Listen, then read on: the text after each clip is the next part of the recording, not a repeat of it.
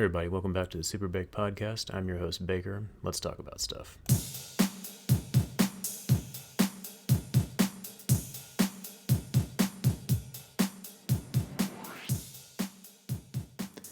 Hey everybody, welcome back to the SuperBake podcast. So got another big feature for you, triple feature today. Today talking about a couple things. One, the Microsoft acquisition of Activision Blizzard, as well as the newly confirmed revival of the King of the Hill series, and also wanted to talk about the trailer for the new Moon Knight series on Disney+.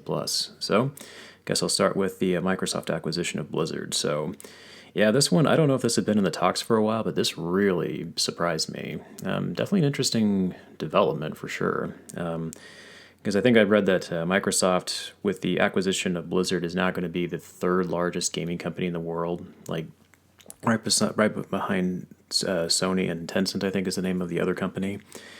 So yeah, the deal I saw was going to be they're acquiring Activision Blizzard for like $95 per share. It's an all cash transaction valued at $68.7 billion. That's insane to think about. Or I should say $1 billion, not million. Sorry about that. It's just, I remember, I don't play a lot of Blizzard games anymore. I was really into Diablo 3 for a while. I played with a few of my buddies on PlayStation 4 a couple of years ago, and I really liked that game a lot. And I used to play WoW quite a bit, like years ago, like probably like close to 8 years ago, I think, with a few of my friends. Like we had a guild that we'd started, and we would play on there every once in a while. But I kind of fell out of that game, But yeah, it's crazy to see such a big studio like Blizzard getting bought out like this. But it seems like it's happening a lot. Seems like I feel like I'm seeing a lot of companies getting bought out. Like Cerner Corporation got bought out by Oracle out of, I think they're in Austin, Texas.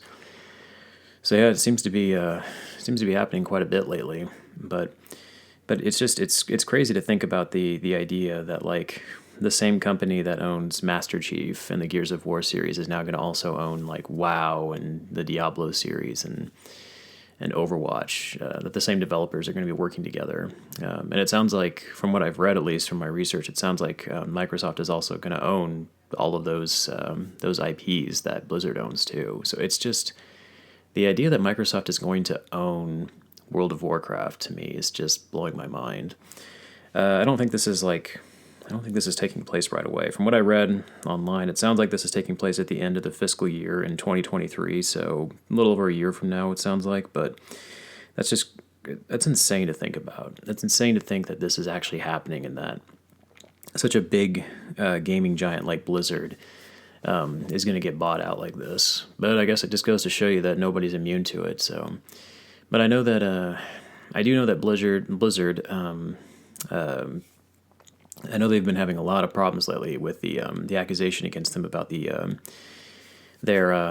culture within the workplace there, how it's a toxic work environment. So, I mean, I know that's definitely been hurting them a lot lately. So it makes me wonder, I mean, I'm sure something this big, when you get a company this large getting bought out by another pretty large company, I mean, a deal like this has probably been in the works for a long time. So I'm sure this probably was going on before the accusations came out against Blizzard, but part of me can't help but wonder if maybe that didn't play some role in this. It definitely wouldn't surprise me at all if that was the case. At the very least, this could be like a saving grace for Blizzard in a sense. Because, I mean, companies like Microsoft and Sony, I mean, those are such huge tech companies that I don't want to say they're untouchable. They're certainly not. No one's untouchable. But I mean, when you've got that kind of money and power backing you, it's a pretty good safety net, I would say. But yeah, it's just crazy to think about. I'm definitely curious to see how this is going to, number one, how this is going to impact Microsoft moving forward, but also just the gaming world in general. It makes me wonder, like, how this is going to impact the development of games going forward. Like, are we going to see more of things like this happening? Because if you see a studio like as big as Blizzard getting bought out, it makes me wonder, like, what's going to happen to some of the smaller game developers out there, like the people that developed Hades. I loved that game. I think it was like Game of the Year when it came out. And the company that developed it, I mean, they're a pretty small game developer. I don't know how large they are, but it does make me wonder, like, if you're going to start to see maybe more more large corporations doing, like, going after smaller developers like this to try to maybe acquire some of these higher quality games that are developed by these, by artists like that. I wouldn't be surprised if Sony does something similar, if they're not already in talks for doing it. I know I can't remember how much it was, but I thought I read somewhere like Sony's stock took a pretty decent sized dip after Microsoft bought out Blizzard. Let me see if I can find that article again real quick. But it was like in direct response to that. Although one of my buddies who's in the stock market told me that stocks haven't been doing the best lately. Let me see. Sony stock dip. Let's see if I can find that. Takes a $20 billion hit after Microsoft announces Activision Blizzard acquisition. Damn, $20 billion? Holy crap. That's insane. I can't imagine. Yeah, they fell. It was the Wednesday after Microsoft announced the acquisition of Blizzard. The Sony Group Corporation stock shares fell 13% on the Tokyo Stock Exchange. Wow, that's insane. $20 billion? Good Lord. I can't imagine that. I can't imagine one being that big and that lucrative that you can take a hit like that. It's just insane to me. I feel like after a while, like, just numbers get to the point where it almost feels just arbitrary. Like I have at least some idea of, like, thousands and tens of thousands of dollars. But once you started getting into the millions, and especially like the hundreds of millions and even billions, it's like I can't even fathom that anymore. Like I can't even. It's like I've said this before about Jeff Bezos. Like I can't imagine being so rich where you're basically like $1 billion is almost nothing to you. Like that man, I don't know if he's actually officially a trillionaire, but I know he's like as close as you can get. Like he's one of the richest, if not the richest men on the planet, basically.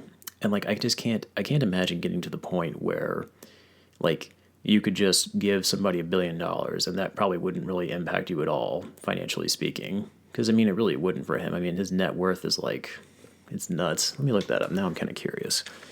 Didn't mean to go on this little tangent, but I have to know for my curiosity's sake. So let's look that up real quick. Let's see.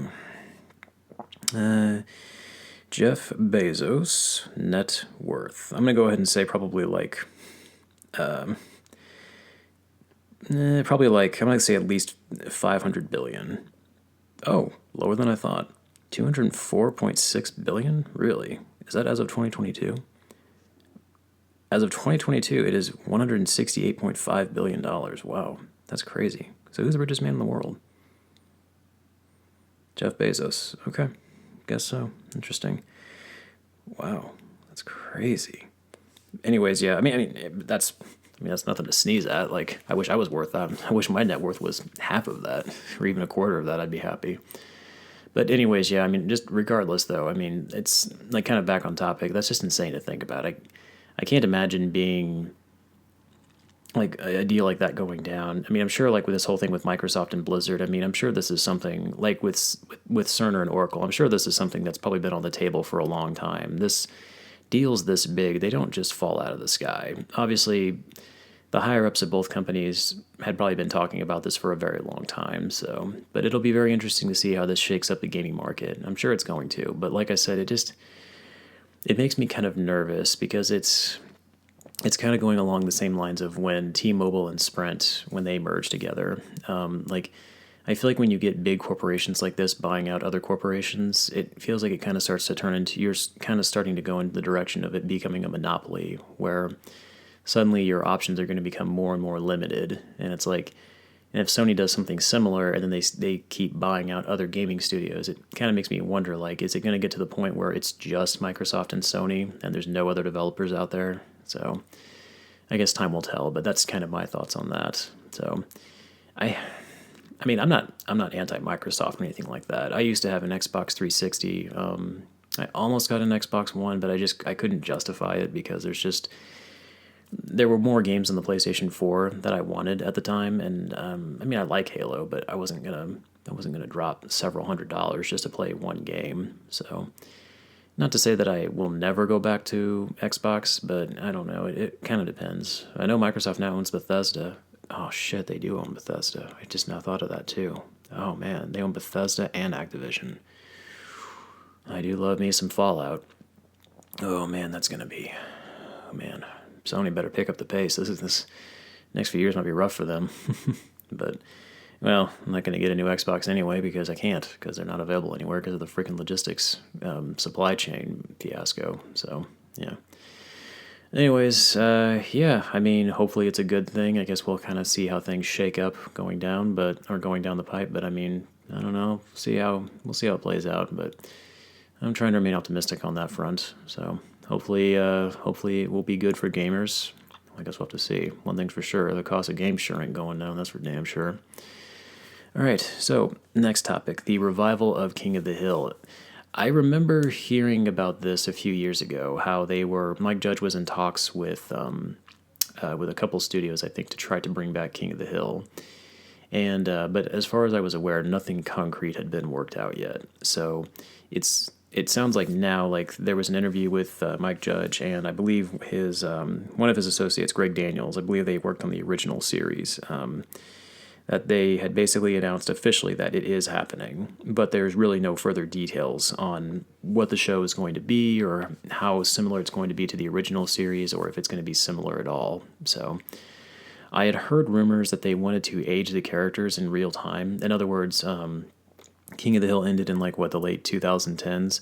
So it's been about 10 to 15 years since the series ended, and they want to age the characters in the show by about 10 to 15 years. So Bobby would be, an adult, and Hank and Dale, Bill, and Boomhauer, and all the other adults would be, in their early to mid 50s. And that's an interesting idea. I do kind of like that. I feel like a lot of shows don't really go down that route. Usually when you get like a reboot of a series, like with Beavis and Butthead, for example, I mean, from my understanding, they're pretty much the same as they were when they left. The characters are basically the same characters. They're basically the same age, and personality-wise, there's really not much difference between who they were when the show ended and who they are when the show continues. So this is an interesting approach. I'm curious. I'm curious to see how it goes. I love the King of the Hill series. It's one of my all-time favorite shows. I remember when I was very young, like probably middle school, I think, and I tried to watch it, and I just couldn't get into it. It just wasn't my thing. But I watched it more and more, and as I got older, it really grew on me, and now it's one of my favorite shows ever. I was never huge into Beavis and Butthead. I think I've got a season on DVD or something. Beavis and Butthead is one of those things where I watch clips of it on YouTube to get a few laughs here and there, and I do like Beavis and Butthead Do America, but it was never really one of those series that grabbed me that much. Again, it was just kind of something I would watch for just a few quick laughs, and that was about it. But it was never something that I could sit down and actually watch a full episode. At least I personally couldn't. But King of the Hill was different. I absolutely could watch that show. I think, the first 4 seasons on DVD, and I freaking loved it. I would always watch it when it was on TV. Once I got to the point where I started to really appreciate the show, I started watching it all the time, and I still quote it all the time too. I love that show so much. So many great, just funny bits in that show. I think to me, one of my favorite aspects of King of the Hill, the part of the humor that always makes me laugh is very much character driven, like Hank, and just the way he talks with his voice, and just I'm trying to think of just an example, but just his obsession with propane, and just his mannerisms, when he's talking to Peggy, when they try to introduce him to charcoal, and he gets super pissed off because he hates charcoal, and he's like, "There's soot on my boy's fingers, Peggy. You don't get soot from a clean burning fuel." And then Bobby's like, "Yeah, you don't get the clean taste either." And then Hank's like, "Shut your mouth." It's the way he says things. It's that voice too. It's Mike Judge who voices him, and he voices Boomhauer, and then several other characters in King of the Hill. And of course, Mike Judge voiced, I believe, Butthead and Beavis, or Beavis and Butthead, I should say. But he also voiced their neighbor, Mr. Anderson, who I think was the precursor to Hank Hill, because it's literally the exact same voice, different character design slightly, but basically the same exact voice. Boy, if I ever catch them 2 little bastards that stole my mower, I love that voice. I love imitating it. It's so much, it just kills me. It kills me watching that show. And there's so many just great quotes from Hank Hill. I can't, too many to name. I can't think of all the ones off the top of my head, but Yeah, I used to love doing Hank Hill impressions like all the time. Just what was it? There's a what's another great one? When he takes Bobby to some. It's like a Bible group or something. It's the episode where Bobby tries to. He gets into skateboarding, and it's with like a religious group. But Hank thinks that they're just going to basically sit around and just read Bible verses all day, and so he doesn't know that they are skateboarders. And like early in the episode, when he first drops Bobby off, Bobby's like I can't believe you're doing this, Dad. I can't do a good Bobby impression, but he's like, I can't believe you're doing this, Dad. This is so not cool. And then Hank's like, you know what's really not cool, Bobby? Hell. It's like the way he puts extra emphasis on like H words just freaking kills me. Yeah. And then just his interactions with Dale, Bill, and Boomhauer, who are just like three just complete morons. Like Hank's like, I mean, Hank has his vices too, but he's clearly the most level-headed of those four, and like it's just so funny. Like what is it? There's so many great King of the Hill episodes. Like the one where I think Hank accidentally cuts off Dale's finger, and he has to go to anger management, and like the other guys are just like they're just being complete jackasses, and they're trying to take advantage of Hank, just the fact that he can't get angry at them anymore. Because I think Dale, if I remember correctly, he takes Hank to court and gets like a court order, like a restraining order against Hank, because Dale's such a jackass. And later on, the guys like they dig a tunnel underneath the street, and the freaking they're playing cards under there, and a freaking dump truck is like coming down the street, and Hank is trying to like just as politely as he can get them to come out of the hole, and they're just being complete jackasses, and they won't listen to him. He's just like, and he's trying not to get mad because he doesn't want to get in trouble, but then he eventually just loses it, and he's just like, get out, get the hell out, or I'm going to get my circular saw and cut off your fingers and toes. And it's just like, oh my God, like there's so many great moments like that in King of the Hill. Like I can't even name them all. It's so fantastic. Oh, and then oh God, I'm not going to keep going into these tangents, but like the episode where he takes Bobby to, when Bobby keeps getting bullied at school, and he takes him to a self-defense course, but he doesn't realize that it's a ladies' self-defense course. And then they teach Bobby to kick guys in the nuts, basically. So that's what Bobby's been doing to everybody. And then he kicks Hank in the nuts, and then like Hank he's like basically bedridden for like the next few days because he's just like in such agonizing pain. And what was it? He's talking to Bobby about it, and Bobby's like, "Well, you're the one that took me to self-defense, Dad. You wanted me to learn how to defend myself." And Hank's like, "By kicking me and my fellas? Dirty pool, mister. Dirty pool." It's like, oh God, that show is so great. Oh, too many great moments to count. Too many great lines in that show. Yeah, and I think that's what a lot of the humor was in King of the Hill. A lot of it was very much just character driven, like Hank, his friends, his family, like Bobby, Peggy, Luann, Dale, Bill, Boomhauer, his neighbors, Con and Min, like just so many great characters. Oh, and then of course Hank's his dad, Cotton Hill. Oh my God, I love Cotton Hill. I love the voice actor who plays Cotton Hill. He plays several voices. I think he was on The Adventures of Pete and Pete, but he was several voices, I think, in the show Venture Bros, which I'll probably talk about at some point because that's one of my all-time favorite animated shows. But yeah, like just so many great voices in King of the Hill. So my hope is when they revive it that they manage to retain a lot of that humor from the original show. That's kind of my what makes me nervous about this. That's always kind of where my apprehension comes from when I hear about reboots or revivals of beloved TV series like this. Is like, how, even if it's from the original creators, how well are they going to keep what made the original so great? So that's kind of my big concern there. I mean, there's a lot of material they have to work with, just some of the crazy stuff that's happened, since King of the Hill went off the air. I mean, they've got plenty of stuff to work with and to kind of satirize with it. So, I mean, and my judge, I think, has proven that he's got a great comedic mind. So I've definitely got faith in them. I'm just very curious to see, how it plays out.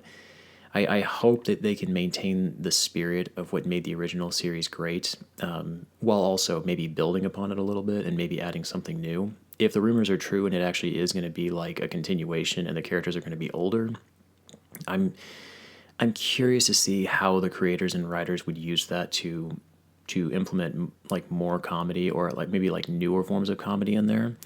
The idea of seeing the idea of seeing Hank maybe as like an older, grumpier version of himself definitely has me interested for sure. I love the idea of like Hank being in his 50s and maybe just being even more grumpy than he was in the original series. I like that. I think something else that'd be kind of funny too, just kind of as a side note, would be if they make Dale more paranoid and then make Boomhauer even less coherent. Because I remember in the original series, you could obviously that was kind of the joke, was that he kind of spoke in this sort of like just gibberish, but you could sort of like place certain words he would say. Like every once in a while he would say something that you could kind of understand. Like he would say, dang on Hank, man, you get out of that dang on truck, man, you dang on.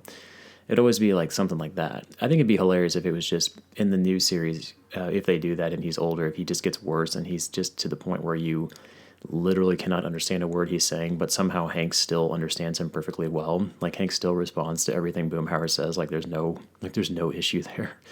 I think that'd be a funny route for them to go for sure. But yeah. And I think it'd be cool to kind of see what they do with Bobby, with him being older. Again, if they go down this road, I think that could definitely open up some interesting room for some more comedy there and to develop his character more. Maybe keep some of his mannerisms from the original show, but maybe also kind of build upon them and give him new quirks as he's gotten older. Maybe new ways that he's annoyed Hank. Oh God, yeah. I'm gonna say I am cautiously optimistic. I love King of the Hill, and now I may have to go back and watch the original series. I believe it's still on Hulu, if I'm not mistaken.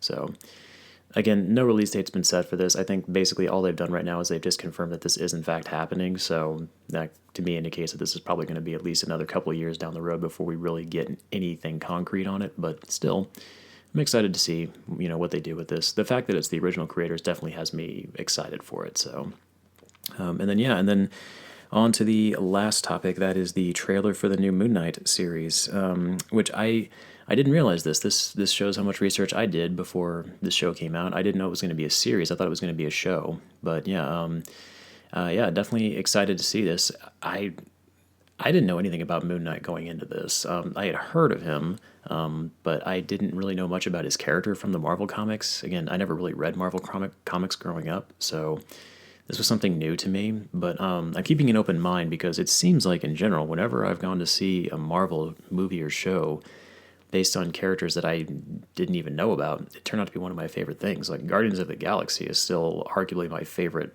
Marvel film, and I knew nothing about the Guardians before the movie was announced. Like, even a lot of the original Avengers, like, I didn't know a whole lot about them. I knew who they were, but like, before like the Thor movie came out, I really didn't know much about Thor as a character. Didn't really know a whole lot about Iron Man. These were just characters that I knew of them from the comics, but I didn't know. But beyond that, I didn't know anything about them. So yeah, that was it. I just knew that they existed in the Marvel comic universe, and that was it. So, but yeah, I'm excited to see this for sure. It's going to be a Disney Plus show. It's one season, so I would imagine it's going to be the typical length, 8 to 10 episodes, possibly. Also excited to see that it has Oscar Isaac in there. Freaking love that guy. God, he is like, man, that guy his career is really like moving right now, and I'm super excited to see that. Like it's cool to see him still kind of in the superhero series, but like he's definitely been in some big production movies lately. Like he was in Annihilation with Natalie Portman a couple years ago. And of course, he was just in the new Dune series as Paul Atreides' father, Leto Atreides, and like he was great in there. Like he is definitely becoming one of my favorite actors right now. So the fact that he alone is in this show definitely has me super interested for sure. And then of course, again, another huge reveal, which I didn't know about, was the fact that Ethan Hawke is going to be in this as it looks like he's going to be the villain, Arthur Harrow, which.